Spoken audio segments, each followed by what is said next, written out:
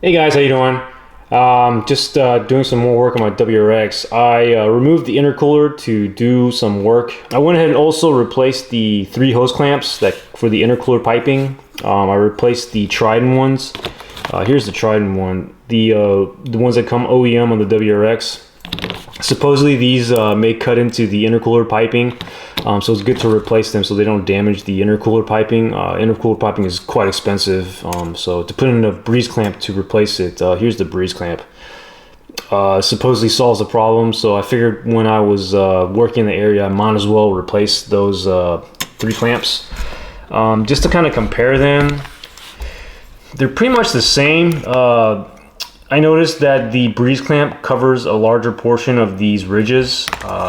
Supposedly, I guess that's probably has something to do with cutting into it. Here's the breeze clamp. It covers a portion of it, but of course, I believe when you undo it, loosen it up, some of those slots will be shown. But one thing I noticed with the breeze clamp, and if you guys do this mod, I'm sure you'll notice too, but there are like these etch marks on the edges of the band on the inside.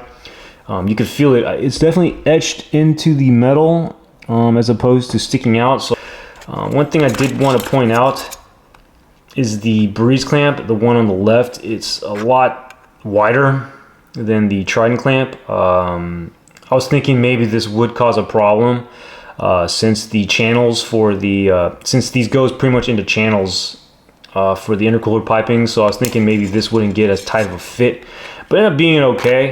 If you can tell, the bottom section, this part right here, it's basically the same width as the OEM version, the one in my right hand. If I were to do it again, I would get the constant tension one as opposed to the bottom one. The reason why is because I think this one, it always holds the constant tension, so definitely the pipe diameter can make those minuscule variations when you're driving with hot air and cool air.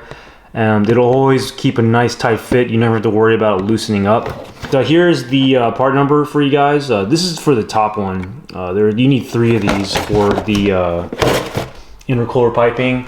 And then here's the other one, the one on the bottom. I haven't had a chance to get to that bottom area to get to the other intercooler piping, but this supposedly you need a 48 for the bottom area.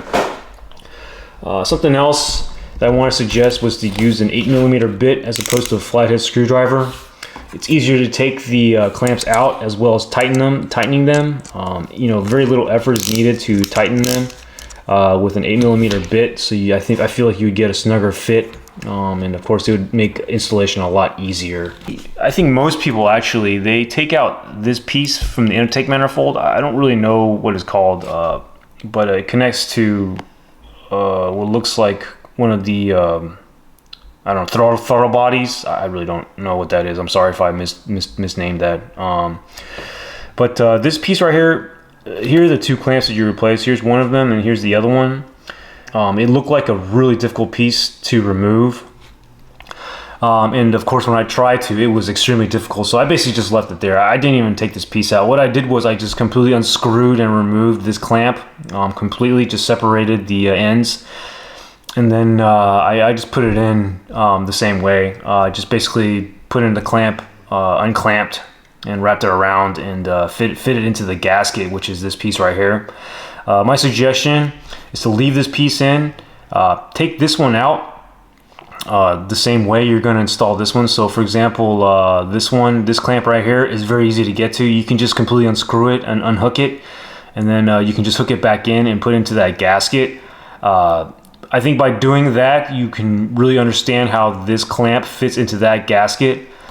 And then it makes this one a lot easier to put in there because you won't be able to see too much of this area. So you kind of have to feel around and make sure that the clamp goes into the gasket correctly and wraps around the channel for this intake piece. So I highly suggest you don't remove this piece. It's very difficult. I went ahead and already installed it. So I'll go ahead and show you guys. All right, talk to you in a bit. Well, it is dark outside, so sorry for the lighting. I'm just using my flashlight to kind of shine everything through. But here is one of the hose clamps that I installed for the intake section, the charge section of the intake. And the other one is over there on the far side over here. Here's the other breeze clamp that I installed. If you take a look kind of a little bit closer, get my light here, the breeze clamp, it does fit pretty snug in there. And then here's the other one. It's kind of a little bit further in the engine compartment, and if you can see the screw right there, I'm shining my light on it right now. That one is pretty hard to get in without taking out this inlet tube. It's really difficult to take this tube out, this section of the charge pipe. So I didn't do that. I actually just installed the hose clamp with the charge pipe installed. And so it was a little bit difficult at first, but I was able to put it in. I did use a pick tool. Let me get it real quick for you guys.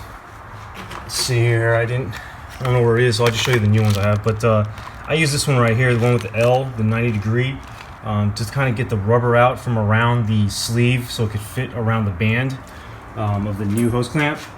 And then it did get in there snug. It's a good fit. And one thing I did want to mention that I didn't do but probably would help a lot is to install the first two, the easier ones, the one here in the front section, and then over there in the front section as well, that clip over there. If you do those first, you'll probably get the hang of it and kind of know what to do, especially when you install this one. You'll know what to do with the inside clamp in terms of getting it to fit a lot easier. Definitely I would do this for the next car, for the WRX, but I probably would get the spring-loaded compression breeze clamps. So see you guys in a bit.